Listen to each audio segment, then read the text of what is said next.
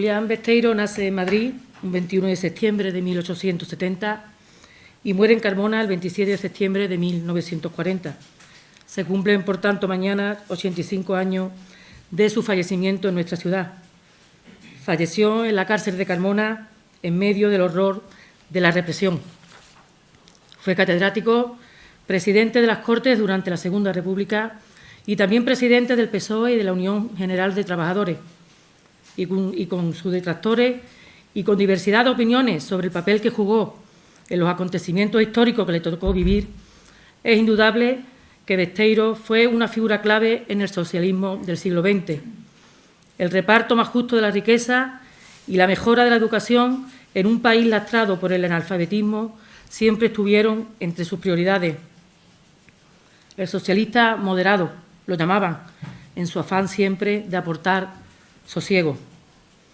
Huelga decir que su vinculación con Carmona es más que obvia y evidente, y que bien justifica que cada año nuestra agrupación organice un acto en su memoria y para honrar su persona. Pero entendemos y compartimos también la necesidad y la oportunidad de aprovechar este espacio y poner sobre la mesa para no olvidar el sufrimiento de tantas y tantas personas injustamente encarceladas, represaliadas, exiliadas, abandonadas por un régimen fascista que marcó y ha marcado una de las etapas más negras de la historia de España. Hablar de memoria democrática es hablar de un conjunto de acciones encaminadas a reconocer a las víctimas de la guerra civil y de la dictadura franquista, buscando verdad, justicia y reparación. Con ese propósito nos movemos. Saludamos, como no puede ser de otra manera, muy especialmente a los miembros de la mesa y agradecemos también muy especialmente que nos acompañen esta tarde. Paco Eslava, conocido por todos y todas aquí en Carmona, ha sido maestro, investigador, columnista, escritor, es coautor y autor de libros como Agua y Sangre, Carmona Tricolor, Me llamo Manuel Mora, Azares del libertario Fecundo López y es responsable actualmente también de la revista Carmona. A mi derecha, Miguel Ángel del Pino, ¿o Pino, Miguel Ángel? Pino. Miguel Ángel Pino, abogado laboralista, secretario general de las Juventudes Socialistas, ponente en la elaboración del Estatuto de Andalucía.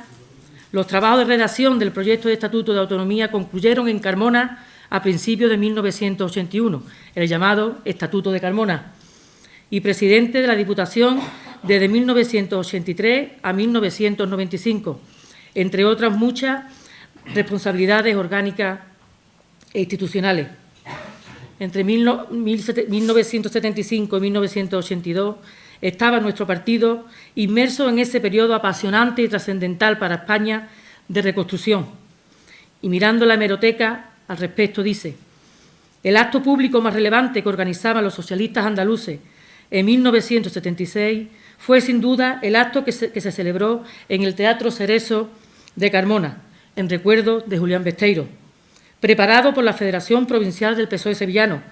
El pretexto era la conmemoración del 36º aniversario de su muerte en la cárcel de esta población.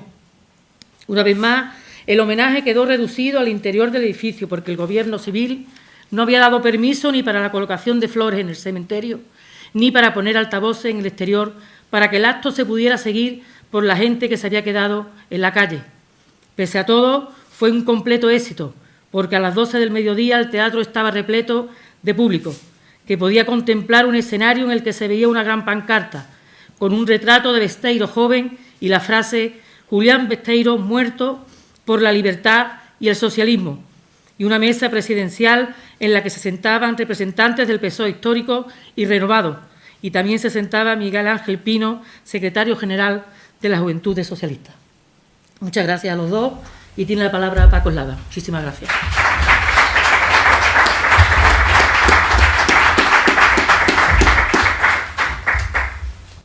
Bien, pues mi agradecimiento a la agrupación socialista por la invitación que me hace en este homenaje a la figura política de don Julián Besteiro. Lo de don Julián Besteiro es por tradición y por aquello del respeto hacia la profesión docente.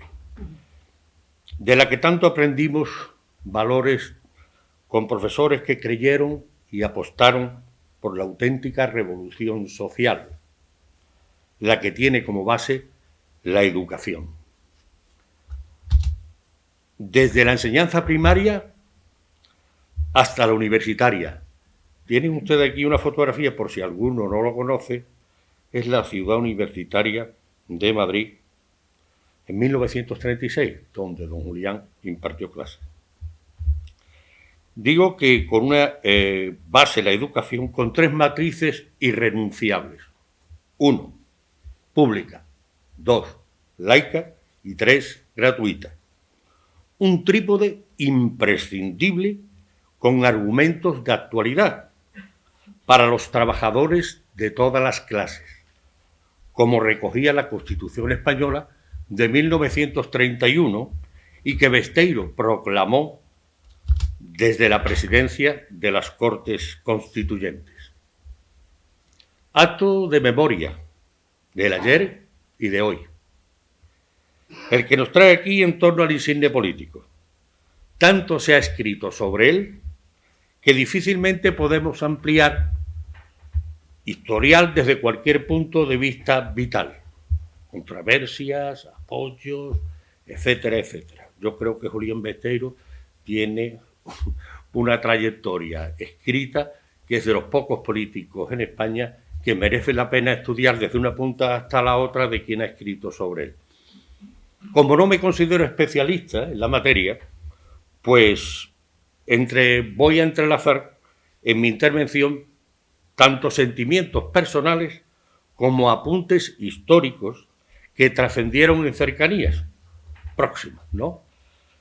Por su paralelismo con el universo Besteiro.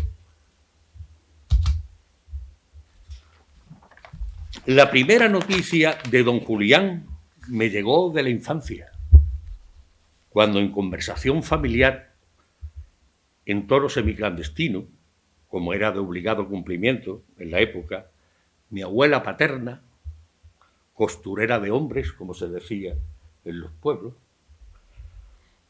descubría un secreto en cuanto la escuchábamos alrededor de la mesa camilla. Y decía así: el último traje que vistió don Julián Besteiro antes de morir, cuando estaba en la cárcel, se lo hice yo. Lo recuerdo como si estuviese tomando medidas. Además, añadió otros detalles para corroborar su testimonio. Era alto, muy delgado, muy serio. Impresionaba. De aquel primer registro, ahí está mi abuela, de aquel primer registro surgió un segundo aldabonazo, tras un paréntesis entre miradas furtivas. Mi padre añadió: vuestro tío abuelo también estuvo en la cárcel y allí murió. Fue alcalde de Carmona. Silencio sepulcral. Don Julián y Curro Elías corrieron el mismo destino final. Uno el 27 de septiembre de 1940, como ha recordado ya Carmen, y el otro el 28 de junio de 1945. Dos memorias de dignidad. Memoria histórica. Con el devenir de los tiempos, ambos quedaron en el nomenclátor de Carmona. Curro en el barrio de San Francisco y Besteiro en el barrio de Santiago, muy cerca de donde estamos ahora mismo. Como plus de vida política excepcional, tienen recuerdo institucional a modo de bustos escultóricos. Esta fotografía es la calle que lleva el nombre de Curro Elías y la plaza de Julián Besteiro. Decía que tenía un recuerdo institucional a modo de bustos escultóricos en el Ayuntamiento de Carmona. También lo pudieron tener en espacios públicos. El de Curro, tras corto espacio de tiempo, fue vandalizado y posteriormente arrancado, robado de su pedestal. Aún no se ha repuesto. El de Besteiro, que quedó en proyecto sine die. Es también memoria histórica. A ella me aferro para dejar constancia en el presente, para no olvidar. Por ello hago memoria con un artículo que escribí hace casi 10 años, con el título En honor a Besteiro. Lo voy a leer porque merece la pena recordar la memoria. No vacilé un instante en rubricar hace escasos días la petición de una militante socialista y dirigente carmonense de sumarme a la lista de ciudadanos que solicitan del Pleno Municipal de Carmona el reconocimiento de Julián Besteiro como hijo adoptivo de nuestra ciudad. Tampoco dudé en dirigirme a la postulante para puntualizar una cuestión que para mí tiene mayor importancia y sigue teniendo mayor importancia y relevancia que la distinción honorífica que de seguro hará tarde o temprano al insigne catedrático de la Complutense un miembro más de nuestro paisanaje, después de tantos años, 75, cuando escribí el texto.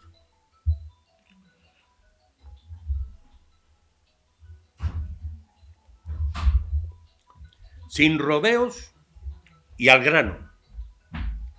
Besteiro merece, dice la carta que escribí, carta, con un artículo, Besteiro merece antes que el requerimiento de adopción que sus próximos hermanos, sobre todo los más allegados en vocación política e ideológica, recuperen el honor olvidado en el mismo corazón de esta ciudad. Sí, porque a don Julián se le ha homenajeado en Carmona a diestro y siniestro. Desde aquel histórico mitin que llenó hasta la bandera un teatro Cerezo, referencia de Carmen también, rodeado de grises y donde el pueblo se desgañitó pidiendo amnistía y libertad, hasta el presente que nos depara la propuesta filial. Aquí a mi izquierda tenemos a Miguel Ángel, que fue precisamente uno de los protagonistas de aquel acto que fue, digamos, de alguna manera sublime para aquellos que empezábamos a luchar un poco, a conocer lo que era la lucha democrática, ¿no? Bien, sí, compañeros, seguía yo escribiendo en el artículo, amigos, camaradas, hermanos, paisanos, ciudadanos, correligionarios, llámenle como quieran. En el corazón de Carmona existe un rincón que lleva su nombre, Plaza de Julián Besteiro.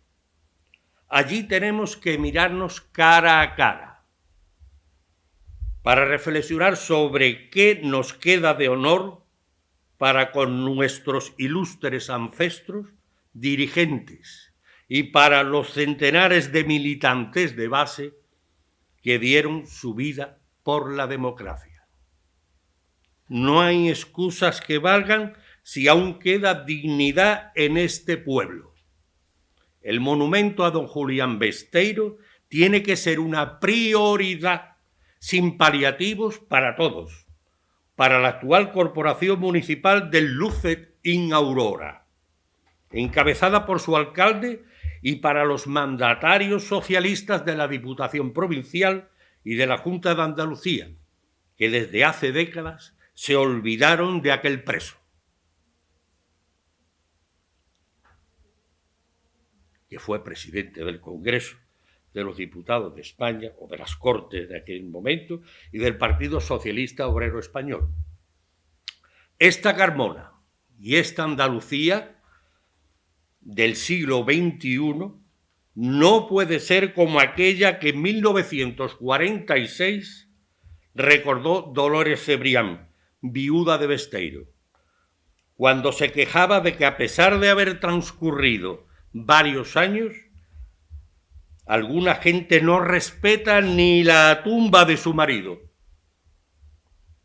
ni unos rosales, ni unas flores merecía el dirigente socialista en el camposanto carmonense, rodeado de muros acribillados a balazos. 70 años después, finalizaba yo con mi artículo, Besteiro merece más que un montón de ladrillos en una plaza abandonada a su suerte. Honor a don Julián, paisano de la libertad. Ese era mi artículo escrito el 23 de enero de 2016. 10 años después,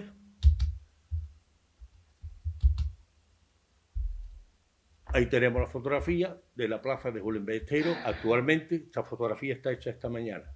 Y como recuerdo, pues Julián Besteiro en la cárcel con los curas, la famosa fotografía de los curas vascos, en lo que fue en aquella época, pues la cárcel de Carmona. 10 años después del citado texto, los avatares políticos hacen de la memoria un elemento más de confrontación legítima entre ideologías, pero también sirve para despejar incógnitas y repaso histórico para generaciones a las que se les ocultó la verdad, con el objetivo de conseguir legitimidad y supremacía con métodos violentos. Y en aras a la permanente lucha por desterrar el totalitarismo en toda su forma, la investigación memorialista se hace cada día más necesaria como ariete de la democracia. Aquí es donde el PSOE y otros partidos de rango democráticos no han dudado en poner empeño, esfuerzo y leyes para rendir honores y hacer justicia a quienes se enfrentaron sin complejos y hacer justicia a quienes se enfrentaron sin complejos, repito, a los militares y civiles golpistas que llevaron a España y Europa a la conflagración. Cada pueblo, cada ciudad tiene en mayor o menor medida la lacra que enterró durante décadas los derechos humanos. Las dos fotografías, la anterior y esta, el primero se refiere, si no ven ustedes, al artículo publicado en la revista Triunfo, en la que se recogen palabras de Miguel Ángel y que firma Antonio Burgos. Él lo iba a decir, ¿verdad? Sí, sí. Los años pasan y pasan los periodistas de un sitio a otro. Bien. Carmona no estuvo alejada de los sufrimientos como los que padecieron muchos de sus hijos y de aquellos que de manera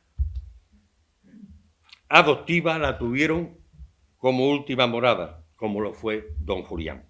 Su personalidad, su trayectoria pacifista y su entrega por la libertad dejó huella en el pueblo que años después abría las puertas del Teatro Cerezo para que los jóvenes socialistas pidieran con voz en grito libertad para los que continúan en la cárcel por los mismos motivos por los que Julián Besteiro estuvo en ella. Cita textual pronunciadas por el que nos acompaña aquí en el centro. En este contexto, en la conquista de las libertades, Carmona, en su primer ayuntamiento democrático de mayoría socialista, fue pionera en memoria democrática. A su gobierno solicité la recuperación de los restos de los carmonenses fusilados en el paredón del cementerio de Santa Ana, que permanecían aún olvidados en fosas comunes, y su traslado al nuevo Camposanto. Así lo hizo aquella corporación compuesta por hombres de honor. Desde entonces, la agrupación socialista, ahí tenéis la imagen del acto en el cual se trasladaron todos los restos que se pudieron conseguir en las fosas del cementerio al nuevo cementerio, hoy el de Santo Domingo. Ahí ven ustedes al alcalde de aquella corporación, José Luis Balboa, a su izquierda, nuestro gran amigo Papocha, por aquí está su nieto, está Pepe Vaquero y algún que otro. En este contexto, desde entonces la agrupación socialista que lleva el nombre de Julián Besteiro ha propiciado, junto a otras organizaciones democráticas, estuviesen en el poder o en la oposición, una de las mayores conquistas de esta ciudad, el conocimiento de la verdad sobre el mayor holocausto sufrido por los carmonenses en toda su historia. Ni romano, ni visigodo, ni nada por el estilo. Mire usted, desde el 18 de julio hasta el 21, el holocausto, y hasta septiembre el mayor holocausto que ha tenido Carmona. Queramos o no queramos, lo diga quien lo diga. Ahí está en la historia y ahí están los documentos. Un holocausto en el cual está escrito desde las barricadas del Paseo del Estatuto hasta el campo de exterminio nazi de Mauthausen. Todo, casi todo, está escrito en Carmona Tricolor. Un trabajo que junto a mi compañero amigo Antonio García Rodríguez, conocido por todos como Antonio Lería, dejamos constancia del compromiso leal con nuestro pueblo. Lealtad que tuvo su respuesta institucional con la dignificación de aquellos líderes como Besteiro y Curro Elías. Defendieron la Constitución y lucharon contra la tiranía hasta sus últimas consecuencias. Entre ellos, rescato en este acto de homenaje de memoria a los fundadores y dirigentes que os precedieron, a vosotros, la mayoría que estáis sentados, que sois del Partido Socialista. En aquel PSOE de Carmona que hoy lleva el nombre de don Julián. Al profesor mercantil y procurador José Alonso Soriano, presidente y fundador de la Agrupación Socialista de Carmona, vecino del barrio de Santiago, herido y hecho prisionero cuando se desplazaba de Madrid a Pozuelo y en tareas administrativas del batallón Martínez Barrio, unidad que muchos carmonenses se reencontraron en defensa de la Segunda República.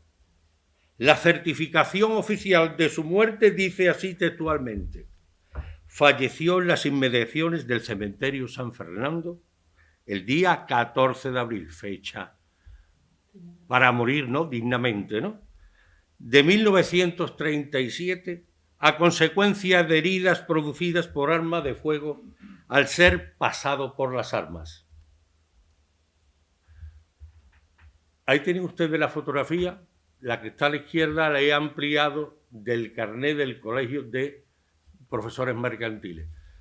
Esa documentación, después del Consejo de Guerra, se archiva y no se abrió hasta que Antonio y yo tuvimos posibilidad de acceder a los archivos militares de la Segunda Región Militar, con tal emoción, por lo menos por mi parte, de cuando abrí el legajo del Consejo de Guerra, me encontré con el carnet hasta los sellos del Socorro Rojo que había dado para ayudar a los más necesitados en Madrid y demás, y realmente es un testimonio impresionante, ¿no? Antonio García Lería, carmonense, también fundador del PSOE de Carmona, en el que ocupó la secretaría y presidencia, perito mercantil y panadero, tal como figura en el expediente del Consejo de Guerra, sumarísimo que le condenó a 30 años de prisión.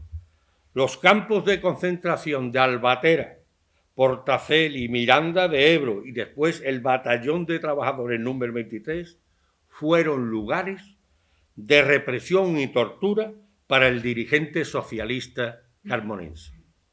A su regreso a Carmona, después de todos los avatares legales y cuando ya los aliados estaban próximos a Berlín, ¿no? Efectivamente, pues entonces el régimen franquista dice: vamos a soltar en libertad provisional a todo lo que hay porque si no nos puede caer la del tiro.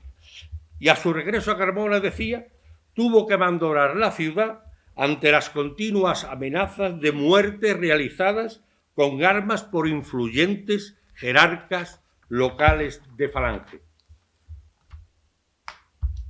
José Castro Zafra, carpintero, tesorero y contador de la Agrupación Socialista de Carmona, escondido como topo durante 3 años para evitar el fusilamiento. Condenado a 30 años de prisión. Fue represaliado en destinos carcelarios en Aranjuez y en la colonia penitenciaria de Añover de Tajo, en Toledo. Exiliado forzoso de su ciudad natal, vivió hasta su fallecimiento, como trabajador de astilleros en Cádiz, dejando huella imborrable en el barrio de San Severiano de la capital gaditana, donde tuve la oportunidad de conocerlo y compartir momentos inolvidables. Junto a Besteiro están Soriano, Lería, Castro, socialistas de pro, y otros muchos correligionarios de la libertad, cuya memoria rescatamos de los archivos militares. Aún quedan decenas, por no decir centenas. Tiene usted ahí el listado de todos los legajos de todos los carmonenses que tuvieron un consejo de guerra. Imposible en el tiempo en el que hemos podido dedicarlo. Y tiene más de 100. Podemos averiguar muchísimas cosas de nuestra historia cercana. Aún quedan, como digo, muchos expedientes para sacar a la luz y fosas en las que localizar a carmonenses víctimas del fascismo. La memoria de Carmona sigue vigente. Memoria democrática. Patrimonio de la humanidad. Muchas gracias.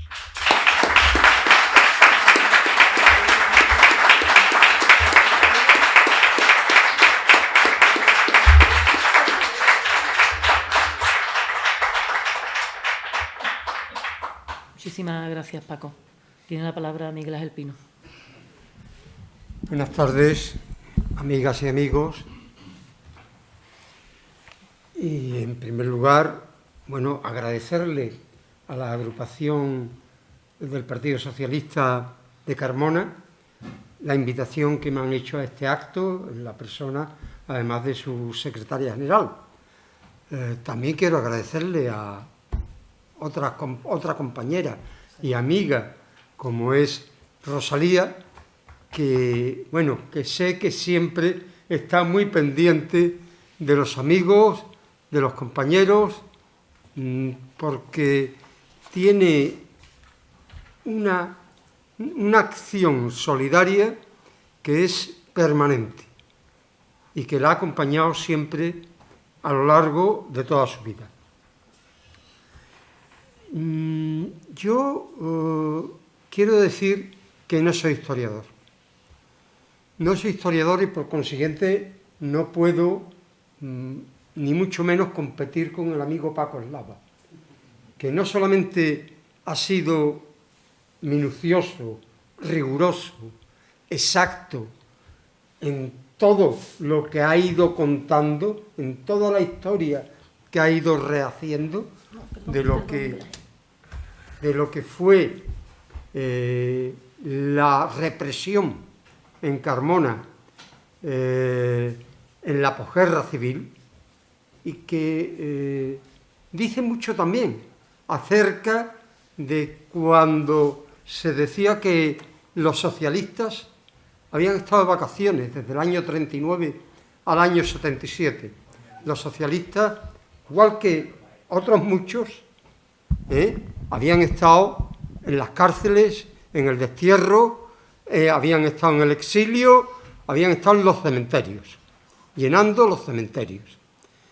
Y esa es una tarea de recuperación de esa memoria que le tenemos que agradecer a los historiadores, a las personas que, como el compañero Paco Eslava, pues realizan esa labor en lugares concretos, en localidades, porque es muy fácil hablar en líneas generales, pero es mucho más difícil concretar con nombres, apellidos, fechas, lugares y sucesos acaecidos. Por consiguiente, yo te felicito enormemente, no solamente por la exposición que tú has hecho, Paco, sino porque he tenido la oportunidad de leer un artículo que publicaste, de investigación también, sobre un suceso de todos ustedes conocido, a lo mejor no de forma directa, pero sí, desde luego, de forma indirecta o directa, pero de todos conocido, que es el asesinato de Miguel Roldán Zafra, acaecido pues hace también ahora mismo, me parece que 51 años. 51 años. Y que tuvo una dimensión, no solamente en España, dentro de lo que podíamos en aquel momento denunciar el asesinato de este trabajador, de este ciudadano, sino que por una casualidad estaba en Sevilla un equipo de la televisión holandesa a la que pusimos en conocimiento de lo que había sucedido el día anterior y pudo rodar unas escenas en las que los socialistas sevillanos distribuíamos pasquines y hacíamos pintadas denunciando lo que había pasado en Carmona. Y la pintada era muy clara, la pintada que se grabó y que se emitió por las televisiones europeas, y era Carmona sin agua, el pueblo protesta, un muerto, Guardia Civil asesina. Esa era la pintada en aquellos momentos, en los momentos en que la Guardia Civil era un instrumento de la represión de la dictadura, no lo que es en estos momentos de democracia, de servir a la democracia, de servir a la Constitución.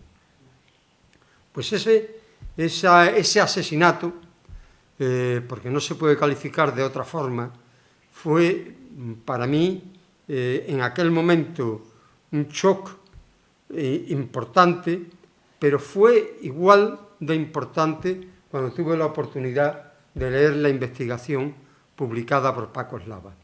Y creo que merece el reconocimiento de todos los demócratas, Paco, por esa labor realizada por ti y que esclarecía la realidad de lo que había pasado y que no tenía nada que ver con lo que los periódicos difundían en aquel momento.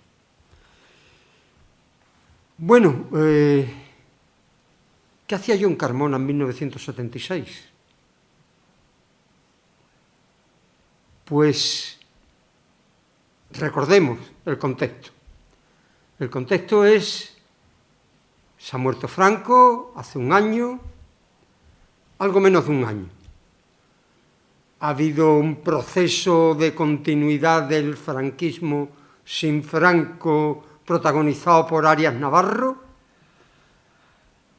Hay una sustitución de Arias Navarro por Adolfo Suárez, y Adolfo Suárez, casi desde el mismo momento que pasa de ser secretario general del movimiento a ser presidente del gobierno, casi de ese mismo momento dice que él quiere, me parece recordar sus palabras textuales, que él quiere llevar a la normalidad lo que es normal en la calle, que él quiere que España se iguale, se equipare, se homologue a los países que nos circundan, a los países del resto de Europa. Y en ese contexto es en el que, siendo consciente de que está próximo porque Suárez fue designado en el mes de julio, en el que está próximo el cumplimiento del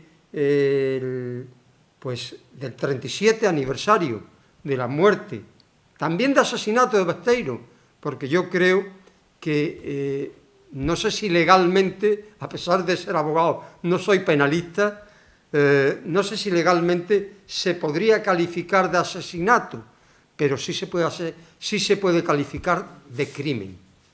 Sí se puede calificar de crimen de lesa humanidad el que a una persona enferma, a una persona que además en el acta del juicio en el que se le condena a 30 años de prisión, se dice que se le condena por sus ideas. No se le condena por acto alguno que haya hecho, sino que se le condena por sus ideas, por defender al socialismo. Pues a esa persona a la que se le condena por sus ideas, a esa persona no se le presta atención médica o se le presta una atención médica deficiente. Se le presta una atención médica que intenta no contradecir las instrucciones que recibe del gobierno civil, del jefe local del movimiento, del jefe provincial del movimiento, y eso es un crimen. Eso es un crimen por activa y por pasiva. Es un crimen de lesa humanidad, porque además fue un crimen que se repitió en España en muchas ocasiones, en muchos sitios, contra muchísimas personas que, habían sido detenidas, habían sido juzgadas y habían sido condenadas por sus ideas. En ese contexto nos planteamos, tenemos que hacer un acto de homenaje a Besteiro. Un acto de homenaje a una persona que es el primer presidente del Partido Socialista y de la Unión General de Trabajadores que sustituye a Pablo Iglesias. Pablo Iglesias es fundador y presidente de ambas organizaciones, es vicepresidente con Pablo Iglesias del Partido Socialista Julián Besteiro, y me parece recordar que en la Unión General de Trabajadores es secretario de la Unión General de Trabajadores, siendo presidente Pablo Iglesias. En aquellos momentos la presidencia de las organizaciones socialistas era el factor determinante, igual que ahora mismo lo puede ser el secretario general, ¿no? No era una figura meramente decorativa. Pues Julián Besteiro, que es una persona que entra en el partido, que forma parte del comité de la huelga revolucionaria de 1917, se convierte, a la muerte de Pablo Iglesias, por elección de los socialistas y por elección de los sujetistas, en presidente de ambas organizaciones obreras. Me vais a permitir que os lea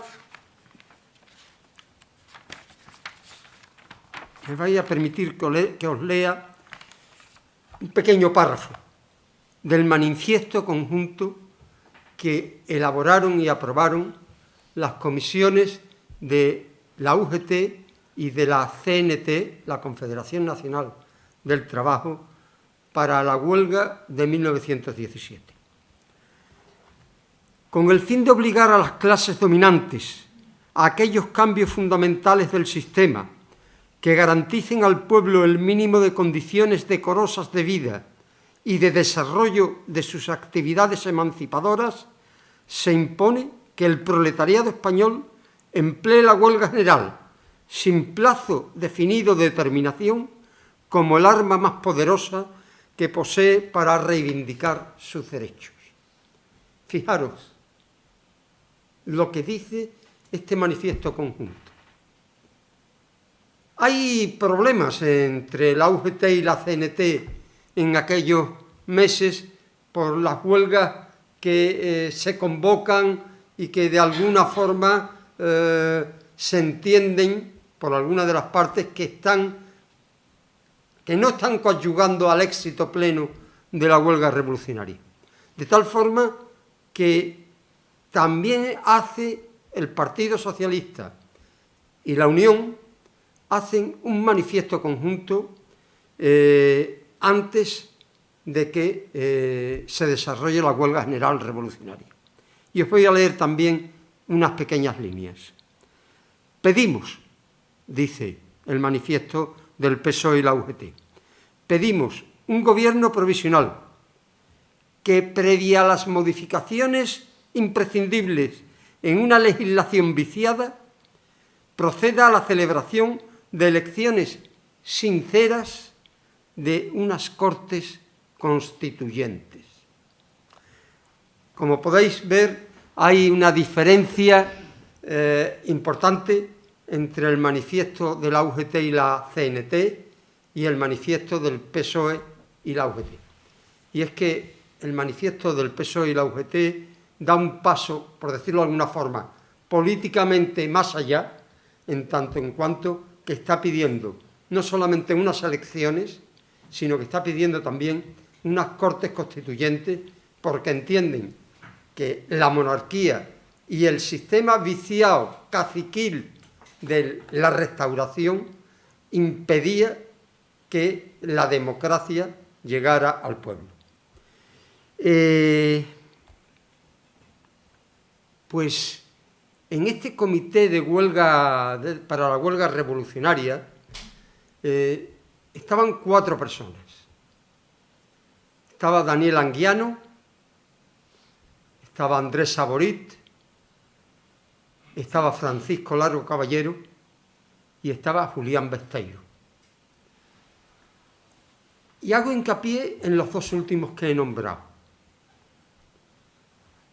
Largo Caballero y Julián Besteiro han sido catalogados por muchas personas, historiadores, políticos, por el simple ciudadano a pie que vivía en aquellas fechas, estaban catalogados como los 2 dirigentes de 2 tendencias dentro del Partido Socialista durante la época republicana.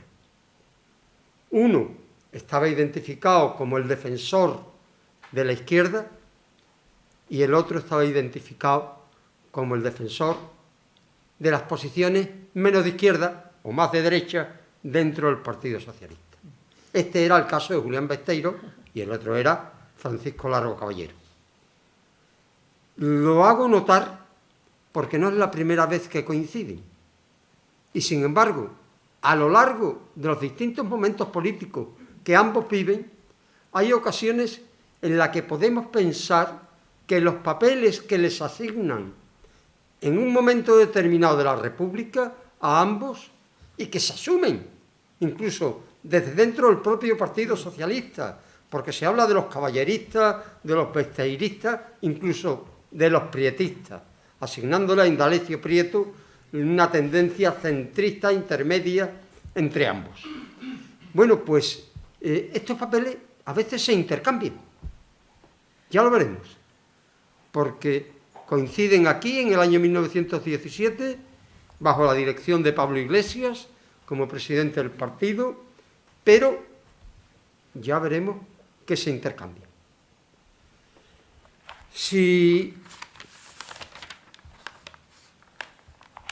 me permitís, antes de seguir adelante, yo quisiera decir que volver a 1976 y a ese acto que preparamos desde la Federación Socialista de Sevilla, la Agrupación Socialista de Sevilla, perdón. No solamente lo hacíamos porque entendíamos que era un paso más en la estrategia que nos habíamos propuesto desde el Partido Socialista de ir conquistando parcelas de libertad. Decimos, bueno, esto no es una democracia. Todos sabíamos que no era una democracia, pero depende del pueblo, depende de la clase trabajadora, depende de la ciudadanía, el que esto se convierta al final en una democracia. ¿Y en parte de qué forma? Conquistando parcelas de libertad. El acto del Teatro Cerezo fue no solamente el más importante del Partido Socialista, sino fue el primero del Partido Socialista en Andalucía, en España, que tuvo esa trascendencia de intentar teoría y praxis que coincidieran en un momento y en un sitio determinado. Llovía cántaros. A cántaros. Cuando yo llegué a Carmona, bueno, me acojoné, hablando en plata. Pues dije, bueno, con esta lluvia, ¿quién va a salir de su casa? Llegamos con tiempo, yo creo que sobre las 11 de la mañana, sobre una hora antes, llegamos, vimos que no había nadie en la puerta del teatro, en la Alameda tampoco veíamos a nadie, y dijimos, un fracaso. Esto es un fracaso. Nos hemos equivocado. Bueno, hay que tirar para adelante, ¿no? Claro, cuando entramos en el teatro, no recuerdo exactamente la hora, pero yo creo que serían las 11:15 o cosas así, el teatro estaba lleno. El teatro estaba lleno ya. Y nos quedamos realmente sorprendidos, maravillados, de decir, bueno, la gente ha venido porque guarda la memoria histórica de lo que fue el Partido Socialista Obrero Español, la Unión General de Trabajadores, guarda la memoria histórica de quien fue una persona asesinada aquí en Carmona y que fue uno de los dirigentes históricos del Partido Socialista y de la Unión. Yo creo que todos nos desbordamos en nuestras emociones, en nuestros sentimientos, porque en aquel momento casi pensamos que estábamos ya en democracia. En aquel momento pensábamos, bueno, si esto se ha hecho con una convocatoria tal como la hemos hecho y está así de personas de todas las edades, jóvenes, mayores, esto quiere decir algo, quiere decir que la gente, que el ciudadano no se lo ha olvidado lo que era la democracia, no se lo ha olvidado lo que era la libertad y quiere volver a vivir en libertad y en democracia. Fue algo realmente emocionante no solamente para los que intervinimos en aquel acto, yo creo que fue emocionante para todos los que asistieron al acto. Es verdad que no pudimos hacer la segunda parte que era nuestra intención, lo ha recordado Paco Eslava, pero nosotros dijimos, bueno, qué bien ha salido esto, qué emoción, qué ansias de libertad, qué ansias de democracia tiene el pueblo cuando tiene la más mínima posibilidad de expresarse, de apoyar, de, en definitiva, decir que el socialismo, frente a todo lo que se ha dicho durante los 40 años anteriores, el socialismo es libertad. No hay libertad sin socialismo y no hay socialismo sin libertad.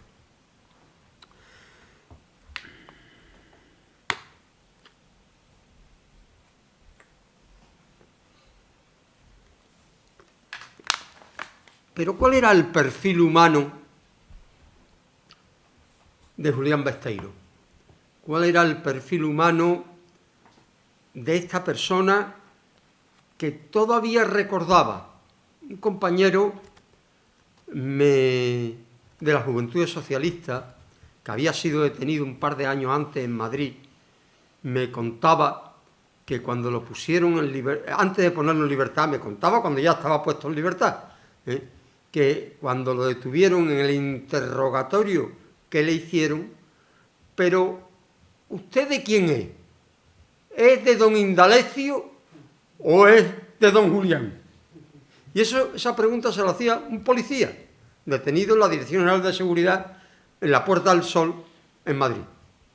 Usted es de don Francisco, le citó los tres, de don Indalecio, pero sí recuerdo que al primero que le citó, según él, era don Indalecio, don Francisco y don Julián. Y efectivamente, era una persona que en un momento determinado dijeron: usted es que es una persona honrada en su vida privada. Y Julián Besteiro dijo: no, yo soy honrado en mi vida pública y por tanto tengo que ser honrado también en mi vida privada. Pero si usted me dice que soy honrado en mi vida privada, es que me está queriendo decir que no lo soy en mi vida pública. Cayó a la persona que yo no sé si había intentado de alguna forma reconocerle esa honradez, esa honestidad, o si al contrario había intentado contraequilibrar la parte pública y la parte privada. Porque Besteiro sufrió a lo largo de su vida política muchas veces la acusación de traidor. Traidor. Una persona que murió como murió. Pero se puede morir siendo un héroe y, sin embargo, no siendo coherente con sus principios en su vida. Pero yo creo que lo que distingue a Julián Besteiro es dos principios: la dignidad, el principio de dignidad, y el principio de coherencia política, lo cual no quiere decir que siempre tuviera razón y que él no reconociera a posteriori que se había equivocado en determinados temas, pero intentando ser siempre coherente políticamente con sus ideales del socialismo y intentando ser coherente con sus propios principios políticos. Hay una definición que me voy a permitir también leeros, que no está hecha por ningún socialista, sí por un republicano, y que es con el cual colisionó políticamente en muchísimas ocasiones, y que era Diego Martínez Barrio, presidente de la República en el exilio. Diego Martínez Barrio dice de Besteiro lo siguiente: Julián Besteiro no fue un hombre fácil.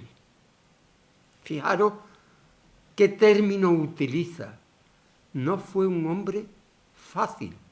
Es decir, está diciendo que fue un hombre difícil, pero no lo dice, como ahora, al menos así deduzco yo, no lo dice de manera que intenta restarle mérito a Besteiro, sino muy al contrario. Sigo leyendo. Tenía de sus deberes y de sí mismo una rigurosa concepción. Era riguroso consigo mismo. Era autoexigente consigo mismo. Y ese fue uno de los principios que intentó desarrollar, que intentó cumplir, mejor dicho, durante toda su vida política. Y no sacrificó ni a la popularidad, ni a la camaradería, ni al poder sus reglas intelectuales y morales. Me parece una definición de chapó.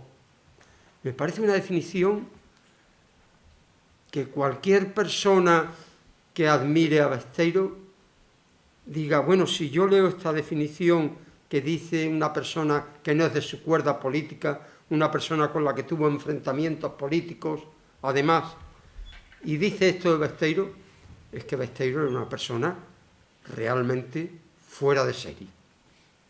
Yo al menos así es como lo pienso y así es como os lo transmito.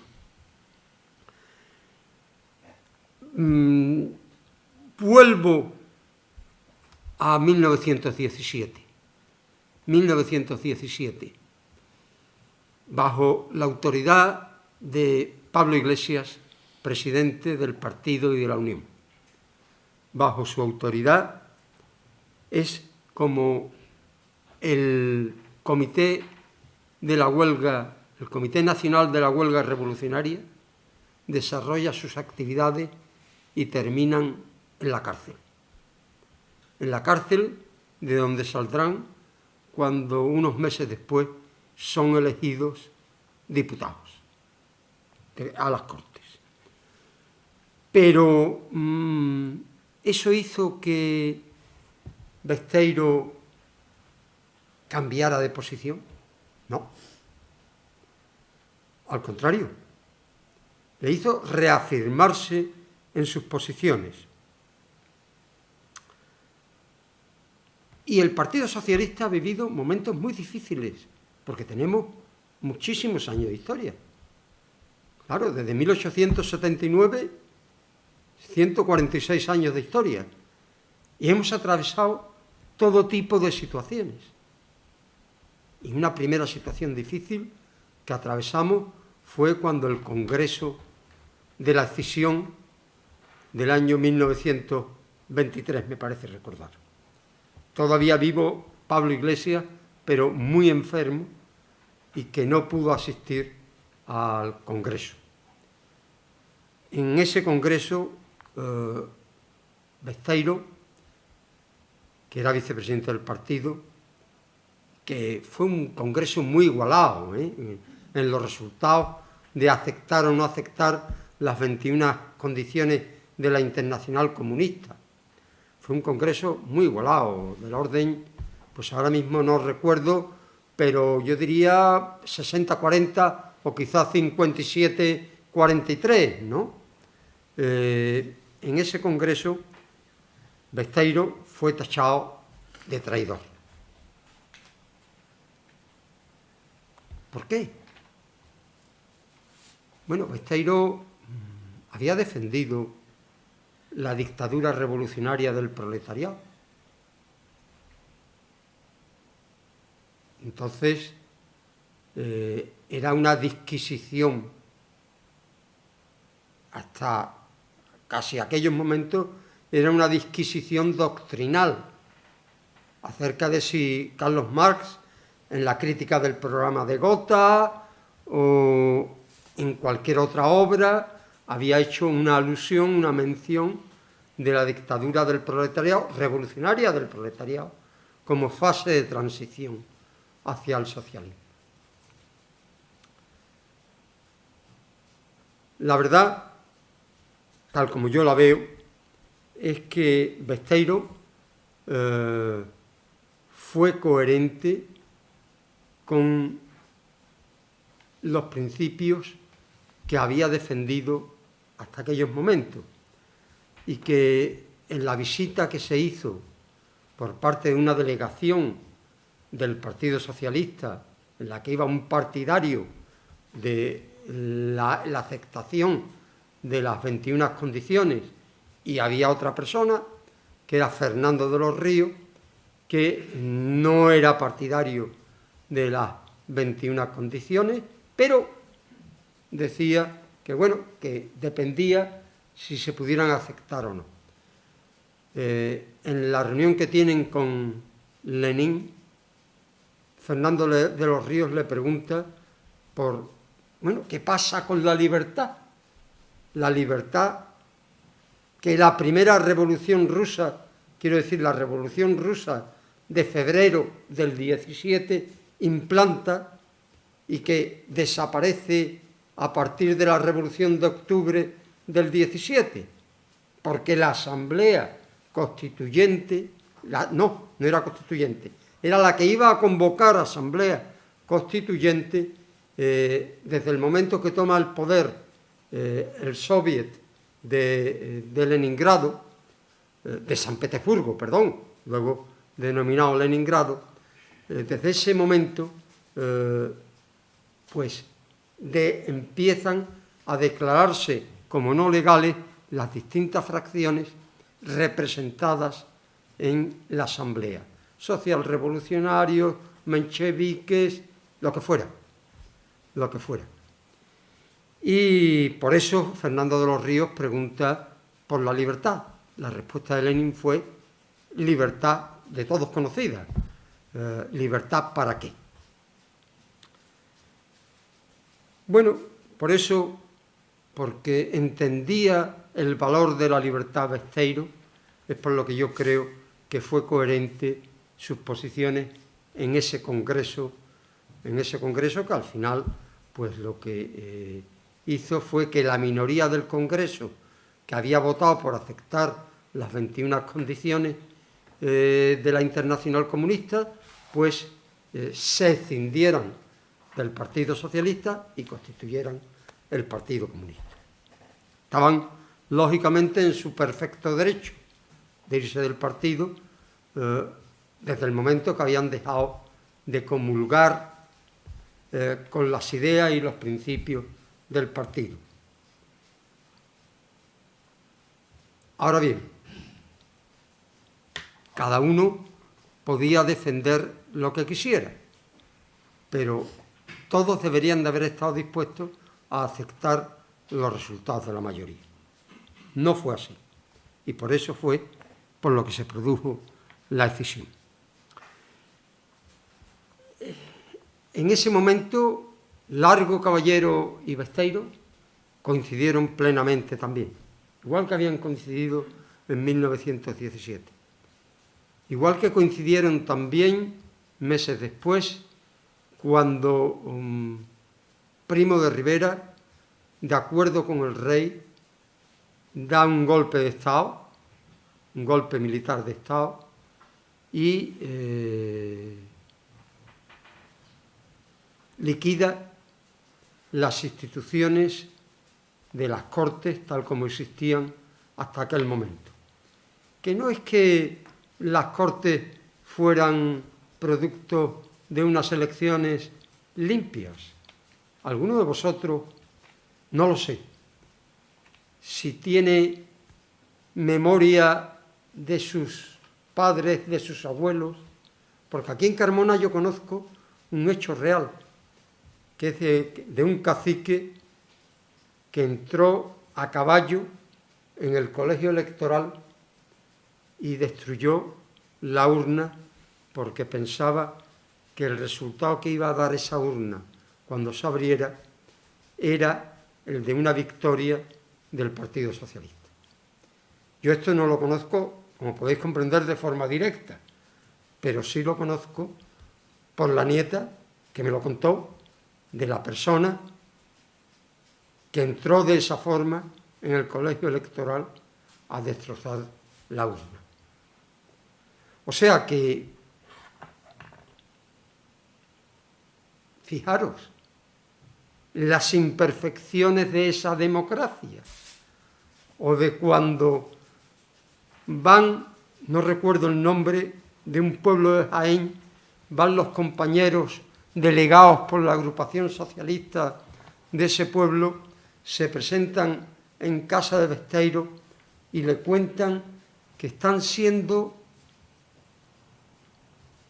machacados permanentemente por la Guardia Civil y que ellos no ven otra solución que coger y matarlos,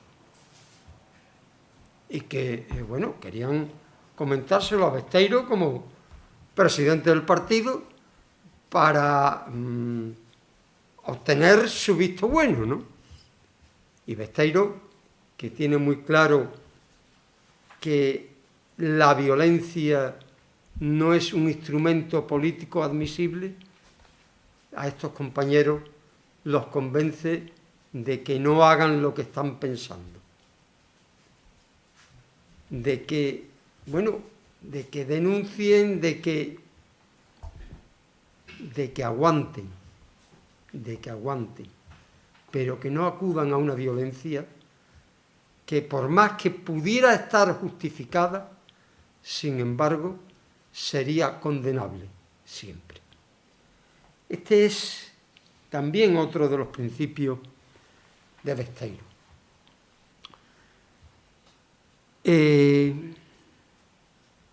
Besteiro era una persona, un intelectual brillante, no solamente era un dirigente político, era un intelectual brillante que había estado debatiendo sobre teorías políticas del marxismo con líderes como Kautsky, aunque Kautsky fue tildado por Lenin del renegado Kautsky, ¿no? Con Kautsky, con Bernstein, por ejemplo, que a su vez Bernstein había estado debatiendo con Kautsky y tildado por el propio Kautsky de reformista no socialista. Que había participado en las reuniones de la Internacional Socialista y de la Internacional Sindical Obrera,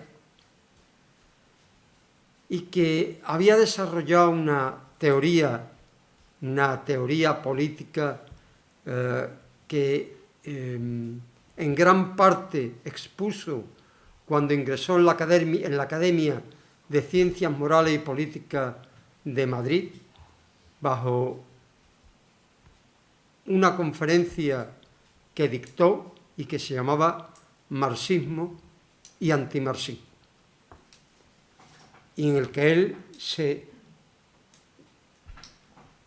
declaraba como un defensor del marxismo. Todo esto, lógicamente, tenemos que enmarcarlo dentro del contexto histórico en que estaba viviendo Besteiro y que estaban viviendo los demás, porque Besteiro y Lauro Caballero, por ejemplo, no tuvieron la misma posición a la hora de participar o no participar en algunos de los instrumentos que ofreció la dictadura de Primo de Rivera. Ni tampoco tuvieron la misma posición a la hora de dilucidar cuál tendría que ser la posición del Partido Socialista después de las elecciones de 1931, de las elecciones generales, no de las elecciones municipales. Las elecciones municipales son las que causan la marcha del rey y la caída del sistema dictatorial de Berenguer, que aún quedaba como residuo de la dictadura de Primo de Rivera. La posición fue distinta de ambos.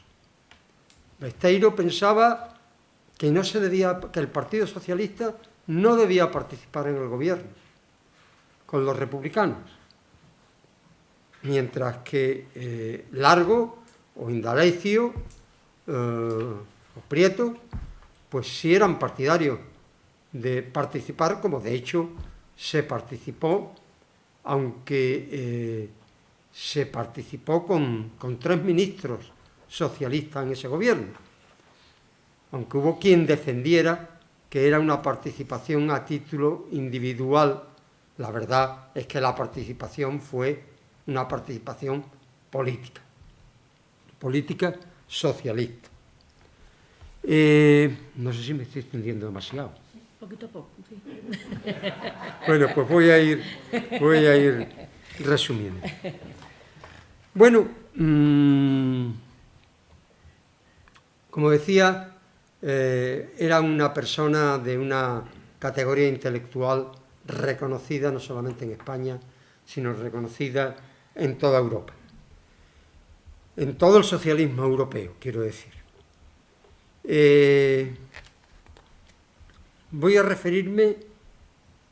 Quiero referirme, aunque sea muy sucintamente, aunque sea de pasada, quiero referirme a la importancia que Besteiro le dio al municipalismo. Él entendía que el municipalismo era uno de los lugares donde los socialistas más podían hacer por cambiar las condiciones de vida de los trabajadores, por cambiar las condiciones de vida de los más desfavorecidos. de los que tenían menos posibilidades de defenderse. Y entendía además, qué casualidad, que una de las principales tareas que había que desarrollar desde los ayuntamientos era la solución al problema de la vivienda. ¿Cómo nos suena esto? ¿Cómo nos suena esto? Los dos conceptos. Los dos conceptos. 100 años después, ¿verdad? Pues sí. El que decía que él no iba a los sitios a enseñar, sino que iba a aprender, ya desde ese momento decía que la vivienda era una de las primeras tareas que tenían que dilucidar los socialistas desde los ayuntamientos. ¿Cuál es el papel de Besteiro en la revolución del año 1934? Hay que decirlo claramente. Besteiro no era partidario de la revolución de 1934, la revolución que en principio y en teoría tenía que haber sido una revolución en toda España y que de hecho donde se concretó, donde tuvo un éxito aunque fuera momentáneo, fue en Asturias, parcialmente en algunos lugares de Cataluña, pero fue en Asturias donde podríamos decir que triunfó, aunque luego fue aplastada por la represión bajo el mando del general Franco, como todos sabemos, encargado por la República, encargado por la derecha que gobernaba en aquel momento la República. Pero Besteiro no fue partidario. No actuó en contra de la revolución, como se dijo por algunos, pero tampoco actuó a favor y se manifestó por la inoportunidad de esa iniciativa revolucionaria, porque entendía que podía ser perjudicial para el movimiento obrero y que además podía ser un instrumento que los que querían destruir la República lo utilizaran en contra de la propia República.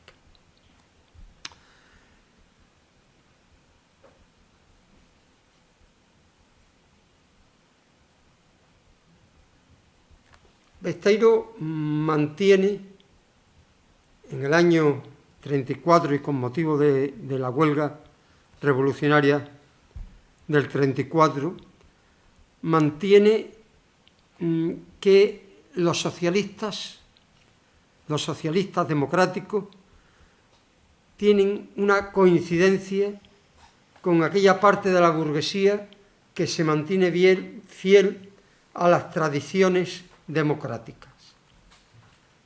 De hecho, hay en el año 1936, e incluso después del 36, hay una parte de la burguesía, la que se agrupa en distintos partidos: Izquierda Republicana, Unión Republicana, Partido Democrático Radical, Partido Radical, creo que había uno incluso que se llamaba Partido Radical Socialista, y que entienden que la democracia es un objetivo no solamente de transición, sino que es una finalidad en sí misma para el socialismo democrático. Bueno, ¿cuál es el papel de Besteiro en 1939, en marzo, en los sucesos de marzo de 1939?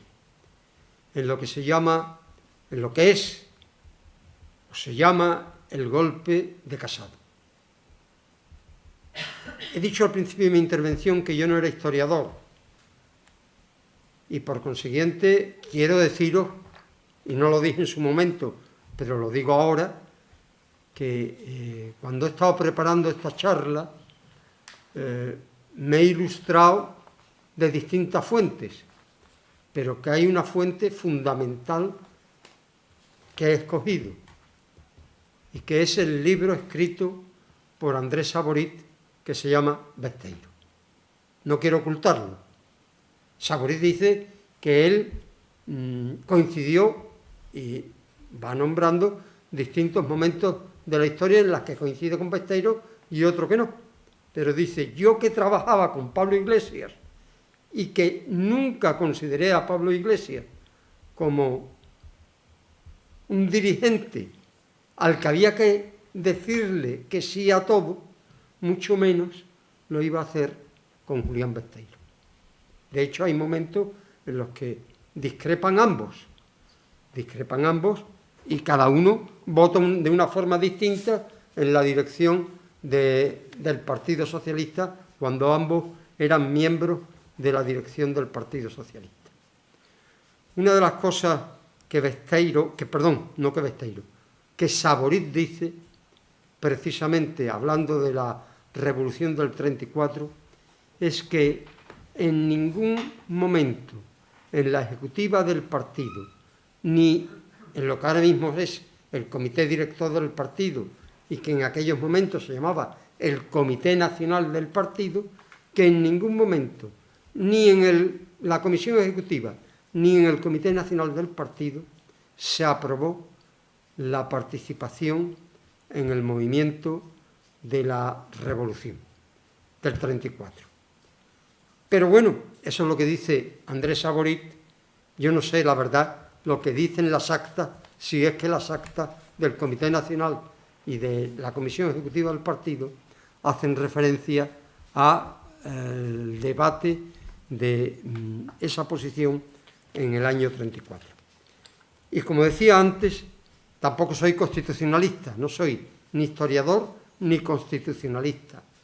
Entonces no sé si cuando el presidente de la República, Azaña, sale desde Cataluña a Francia, no solamente el presidente, también el presidente del gobierno, Negrín, aunque luego vuelvan, se produce también la dimisión de Azaña. El presidente de la República, lo que sí sé, es que se elegía por una asamblea de compromisarios que iba más allá de los diputados elegidos a la Cortes. Es decir, una cosa era el colegio electoral para la elección del presidente de la República y otra cosa era que era de unos compromisarios, y otra cosa era el colegio electoral para ratificar al presidente del gobierno, que era el presidente de la República quien lo proponía. Como digo, ahí hay un debate constitucionalista sobre qué sucedió en aquellos momentos, sobre si había colapsado, sobre si había legitimidad o no había legitimidad. ¿En quién? Sobre si en los movimientos de la Junta de Defensa Nacional, de la cual formaba parte Besteiro, a propuesta del coronel Casado, eran unos movimientos que intentaban evitar otro golpe, o por el contrario, y anticiparse a él, o por el contrario, era un golpe contra el gobierno de la República. Bueno, el caso es que nos encontramos en un momento en el que todo el mundo decide salir de Madrid. Todo el mundo que puede. A Besteiro le ofrecen salir. Y Besteiro ha salido incluso. En el año 38 ha ido a Londres mandatado por el presidente de la República para intentar ver si hay posibilidad de conseguir una paz honorable con los facciosos. Pero Besteiro vuelve de Londres y no se queda en París, ni en Buenos Aires. Digo en Buenos Aires porque a Besteiro le proponen nombrarlo embajador en Buenos Aires. Y Buenos Aires es la única embajada que la República decide mantener en esos momentos en toda América del Sur. En toda América hay solamente 3 embajadas: la de Buenos Aires, la de México y la de Washington. Y le proponen a Besteiro la embajada de Buenos Aires. Besteiro dice que no, que su sitio es Madrid, que él desde el año 1918 ha sido elegido diputado de forma permanente por los madrileños y que su sitio es estar con los madrileños. Es más, en el año 1936, el Partido Socialista, que en aquel momento no se llamaban primarias, porque no eran primarias, sino eran elecciones para candidatos socialistas al Congreso, a las Cortes, perdón, dentro de los militantes del Partido Socialista. Y Besteiro es el que saca menos votos en la primera lista, el que saca menos votos, de tal forma que tiene que ir a la segunda. Pero luego, ¿qué sucede cuando se celebran las elecciones de febrero del 36? Besteiro es el diputado con más votos, no solamente de entre los socialistas, sino con más votos de entre todos los diputados de las Cortes. Es decir, ahí hay una no coincidencia entre lo que piensan los militantes del partido de Madrid, de la agrupación socialista madrileña, en aquel momento, y lo que piensan los electores de Madrid, de la provincia de Madrid, en ese momento. Es motivo de reflexión, sin duda. Es motivo de reflexión para mí el que el partido, en ese debate que también planteamos en su día de si debía ser una organización de cuadros o una organización de masas, y en la que concluimos que tenía que ser las dos cosas. Una organización de cuadros formados, pero también una organización de masas. Una organización numerosa, que llegara al mayor número de lugares y al mayor número de personas posible.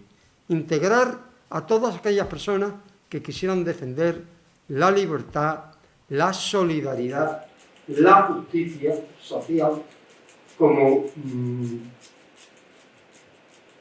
elementos fundamentales de la idea del socialismo democrático. Bueno, pues Besteiro se queda en Madrid. Hasta el último momento le están insistiendo en que salga de Madrid, le ponen un avión a su disposición para que salga de Madrid, pero Besteiro se mantiene. Por todas estas cosas, o por todas estas cuestiones, a Besteiro lo acusan de traidor. Algunos, obviamente, no todos. Y no sé si la mayoría siquiera.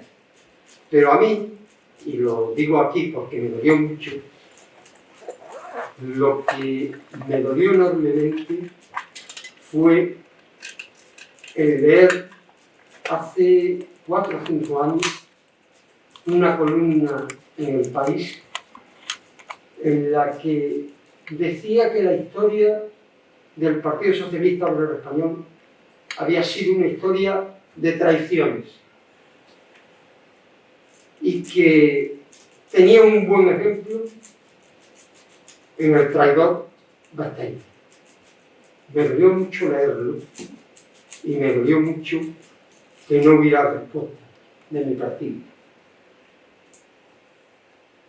Pero bueno, cada uno, lógicamente, hace en cada momento lo que entiende que debe de hacer. Y compañera Carmen, no me dilato más, aunque sí, permíteme un minuto más. ¿Qué haría hoy Besteiro? Es muy fácil decir. Pues Besteiro haría tal cosa o la otra. Yo no sé lo que haría Besteiro hoy. Lo que sí sé es lo que tenemos que hacer en Andalucía. Y en Andalucía lo que tenemos que hacer es recuperar un gobierno que la derecha ha ostentado durante estos últimos 7 años y que ha ocasionado una pérdida de derechos sociales importantes, empezando por la sanidad, que es de vital importancia para cualquier persona, siguiendo por la educación, que también es importante por el presente, pero sobre todo por el futuro, y continuando por la dependencia y el resto de derechos sociales.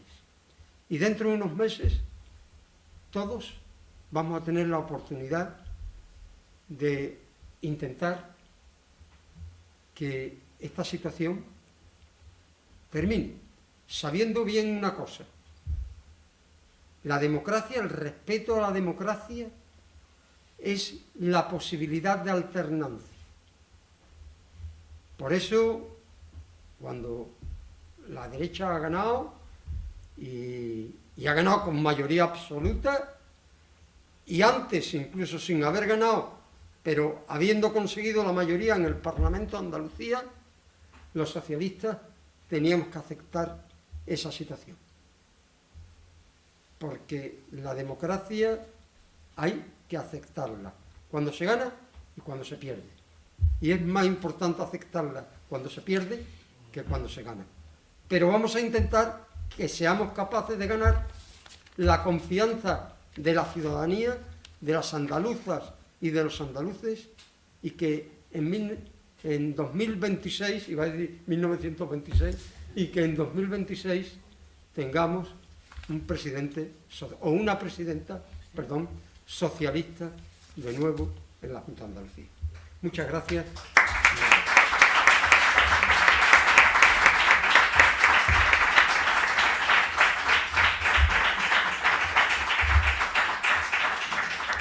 Muchísimas gracias. Si tenéis algún comentario, alguna pregunta, creo que hemos elegido a los mejores ponentes que podíamos elegir, que nos han ilustrado y emocionado también por momentos. Yo intento hablar sin gafas, pero no veo, y quiero, si no hay ninguna pregunta o algún comentario, quiero volver a reiterar nuestro agradecimiento tanto a Miguel Ángel como a Paco, a todos vosotros y vosotras por vuestra asistencia. Quiero también dar las gracias a los compañeros y compañeras que han formado parte de una pequeña comisión organizadora de este acto: Amancio, Rocío, Manu y Juan Antonio Gago. Hemos estado unas cuantas semanas inmersos en la organización de este acto en el que hemos puesto todo el cariño y el esmero de los que hemos sido capaces. Y quiero aprovechar para recordar que una cosa que me alegra y que nos alegra especialmente, creo, estamos organizando para el día 30 un acto conjunto con los compañeros y los amigos de Izquierda Unida, a los que le damos las gracias por su asistencia, con la Asociación Cultural Alcalde Curro Elías y con la permíteme que lea otro, y con la Federación Estatal de Foros por la Memoria. Será justamente un acto en memoria de las personas represaliadas por el régimen franquista aquí en Carmona, que tendrá lugar en la Avenida Democracia, para más concreción, esquina con Carmen Llorca, el día 30 a las 7 de la tarde. Y creo que será un acto justo, de justicia, y con el que estamos especialmente contentos y contentas por su organización. Y recojo la propuesta de Paco en el sentido de que nos comprometemos a honrar y a darle el merecido homenaje a los socialistas que fundaron el Partido Socialista en Carmona. Asumo en nombre de la agrupación ese compromiso y sé que sabremos hacerlo en no mucho tiempo. Y por lo demás, pues muchísimas gracias de nuevo y os agradecemos muchísimo vuestra asistencia. Gracias.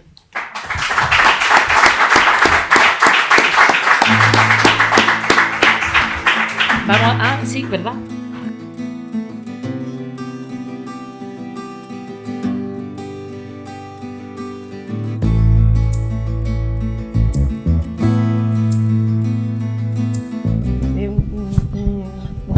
¿vale? Que recuerda pues el cartel también que hemos utilizado. ¿Te estoy dando el tuyo, Miguel Ángel? Sí. Sí. Muchísimas El gracias. acto, ¿vale? A Miguel Ángel del Pino, Manu. No, lo mismo, estoy acostumbrado ya después de tantos años. ¿Eh? Y a Paco el Nava, muchísimas gracias. Gracias. Y gracias a los asistentes.